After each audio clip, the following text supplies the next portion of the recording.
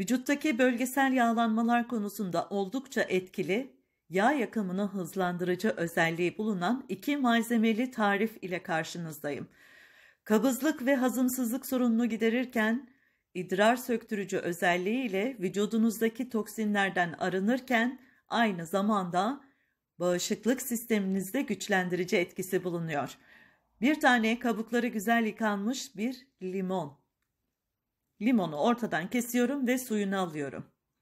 Kan şekerini dengeleyecek, ani bastıran açlık krizlerinin ve şeker isteğinin önüne geçecek olan bu 2 malzemeli kürle 10 günde 7 kiloya kadar veriliyor, hem de diyet ve spor olmadan. Diyet ve spor yaparsanız 10 günde 12 kiloya kadar verebiliyorsunuz arkadaşlar.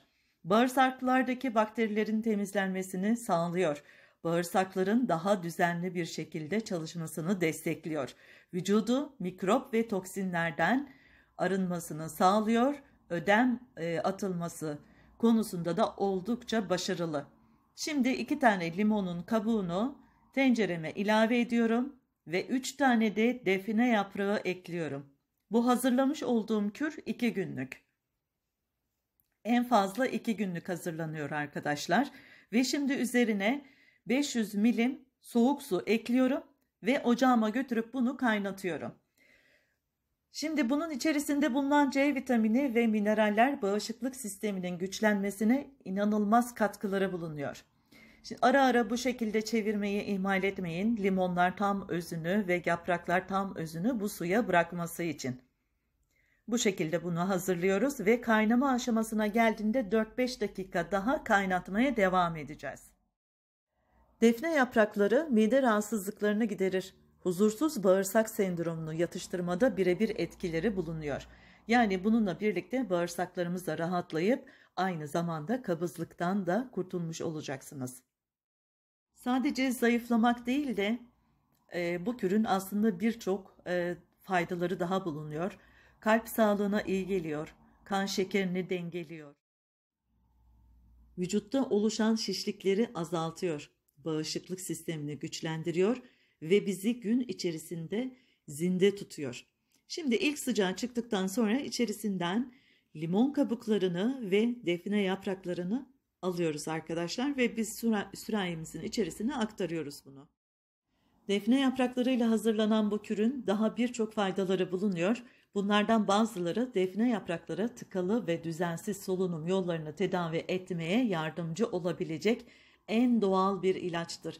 Tüm sorunlara neden olan kötü mukus ve balgamın parçalanması ve çıkarılmasına da katkısı bulunuyor. Aynı zamanda bu defne yapraklarını yakarak güzel bir şekilde stresten de arınabilir, evinizdeki negatif enerjiyi de çıkartabilirsiniz arkadaşlar.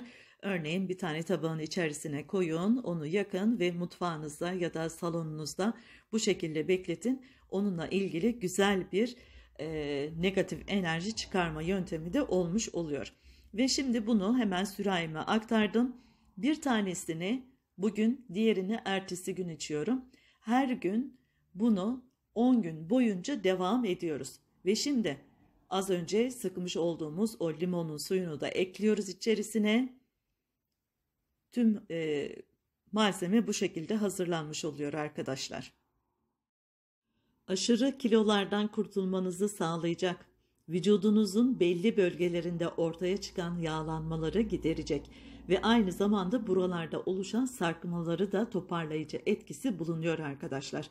Aşırı kilolardan kurtulup ideal kilomuza ulaşmamızda çok önemli bir yere sahip olan muhteşem bir tarif oldu.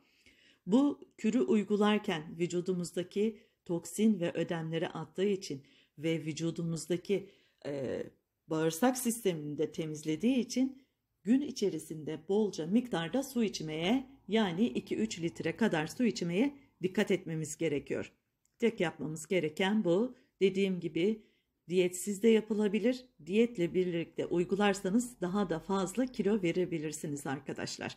Evet, benim tarifim bugünlük bu kadar. Umuyorum sizler de uygular, memnun kalırsınız. Lütfen videolarımı beğenmeyi ve kanalıma hala abone değilseniz abone olmayı unutmayınız. Hepinizi çok ama çok seviyorum. Kendinize iyi bakın. Türkan Yellowstone'dan saygılar. Hoşça kalın.